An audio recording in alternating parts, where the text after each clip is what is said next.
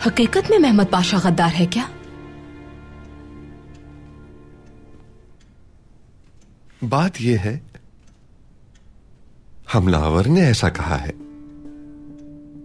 उसने बताया कि उसे महमद पाशा से अहकामात मिल रहे थे और उसने बताया अब्दुल हमीद के बाद उनके सबसे वफादार महमूद पाशा को मारने का मंसूबा था हमारा। उसने कहा ऐसा।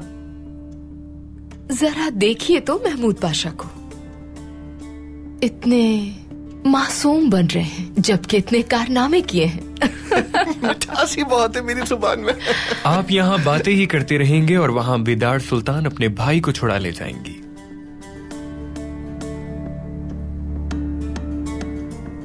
हो सकता है अब तक छुड़ा भी चुकी हूं और यह भी मुमकिन है कि महमद पाशा वाकई बेकसूर हो।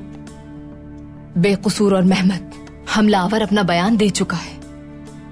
हमें जाकर बेदार को देखना चाहिए। वो सुल्तान से रहम की दरखास्त करके माफ करवा सकती हैं।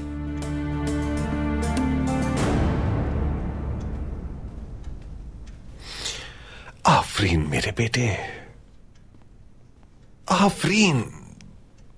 सबातीन, फितने की आग भड़काना कोई आसान नहीं, बल्कि ये तो महारत का काम है और तुम इसके खास माहिर बनते जा रहे हो। खानदान ही ऐसा है हमारा। वो तो है। हालात तो आपके काबू में है ना? हाँ बिल्कुल। वो हिरम, उसे महमद पाशा का नाम लेने का ख्याल कैसे आया? जैसे भी आया हो, हमें क्या बेटा, हम तो महफूज हो गए ना। उसने हमें बड़ी मुसीबत से बचा लिया। अब सुल्तान अब्दुल हमीद महमद पाशा से निमटता रहेगा खुद ही।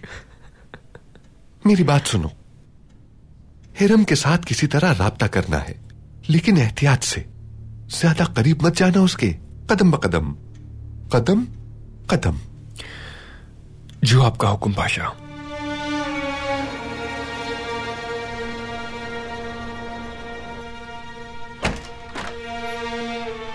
ये सब क्या है वालिदा? बाबा ने इमाम को क्यों गिरफ्तार किया है? वालिदा, वालिदा कुछ तो बताएं। मलिका जब से आई है इन्होंने एक ही बात कही है शहजादे। सुल्तान ने खामोश रहने का कहा है, तब से ये खामोश हैं। जब कुछ कहने का वक्त आता है तो खामोश हो जाती हैं। इस महल में सब लोग एक जैसे हैं, तो ठीक है चुप रहे आप।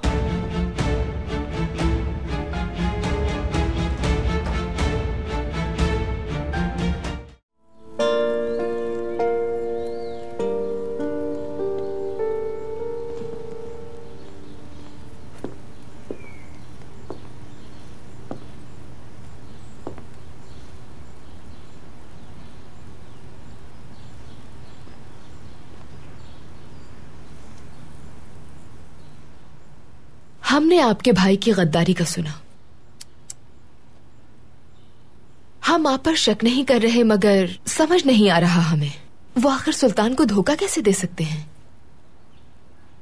एक और मसला जो हल नहीं हुआ अभी तक, एक बेकसूर लड़की के कत्ल का मामला है।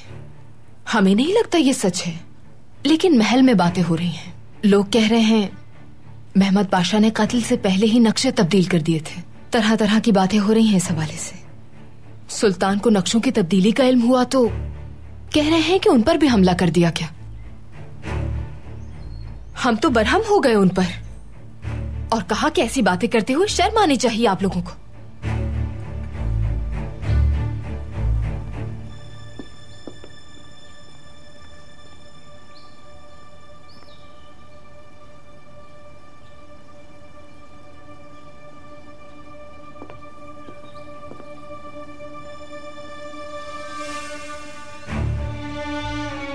आप बिल्कुल खामोश हैं, मगर ऐसे नहीं चलेगा। इस पर अदालत लगेगी। शायद आपको कोई बात मालूम हो और आपके भाई को रिहा कर दिया जाए।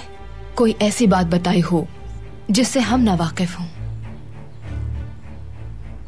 खुद को संभालिए और इतना परेशान मत हो।